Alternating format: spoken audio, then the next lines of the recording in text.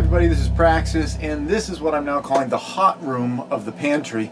This is the room that has all the things that are generating heat kind of crammed into it, which is primarily just this thing right here. This is the hot water heater where it's grabbing hot water from the solar panels up on top of the shed, and this thing has all sorts of open exposed metal that I can't really insulate much more. I could still put some more insulation on the sides, but really the problems were the pipes that were dumping a lot of heat in here, and this room was getting warm and it was warming up the rest of the pantry, so I'm thermally isolating the two spaces. In order to get the pantry nice and cold, what I've installed is up here above you. It is this air conditioning unit. It's kind of a novel use, I think, of an air conditioning unit where it's a window air conditioner, but it's going between two different rooms in a house. It's making that side of the pantry cold.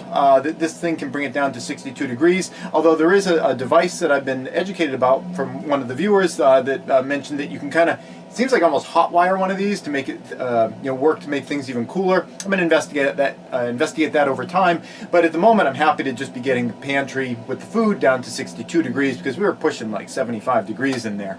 That is throwing hot air in here, excuse me, and between these two items, the temperature in here at the ceiling level is capable of getting like up above 100 degrees. I've seen 106 here on this thermometer.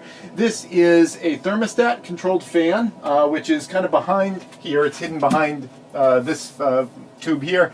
There's a fan right back here. It blows into this 3-inch duct, and it's throwing the hot air down back behind this wall, and I'll explain what it's doing because it's doing serving a purpose by going back there in a moment. But I just want to mention that it's being controlled by this thermostat. This is made by TerraBloom, and there's a little temperature probe up at the top, and I've set this at the moment. If it gets above 80 degrees in here, I have to kick the fan on and it starts venting the room out.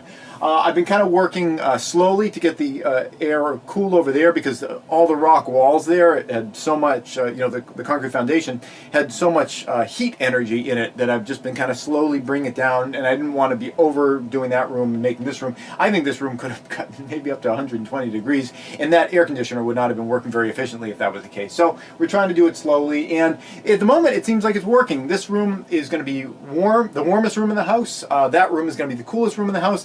Unfortunately, they're right next to each other, but it's nice to have those two assets. The cool room is for preserving food, medicines, things of that nature. And this room is great for, well, if you're chilly, you can come into this room and it's nice. But also, if you're baking bread and you want a place to have that bread rising, this is the place to bring it. There's going to be all sorts of, attributes that I'm going to be able to leverage from this warmth that's being created in here.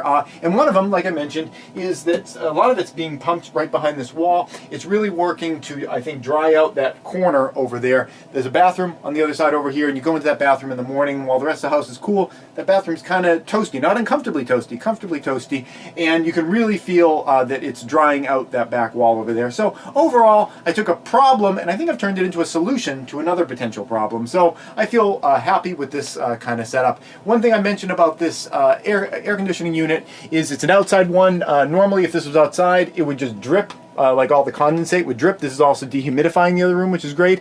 I rigged up this little piece. So actually, my dad helped mill up on his machines this little piece here, and I plugged this $2 little adapter that goes to a barbed fitting.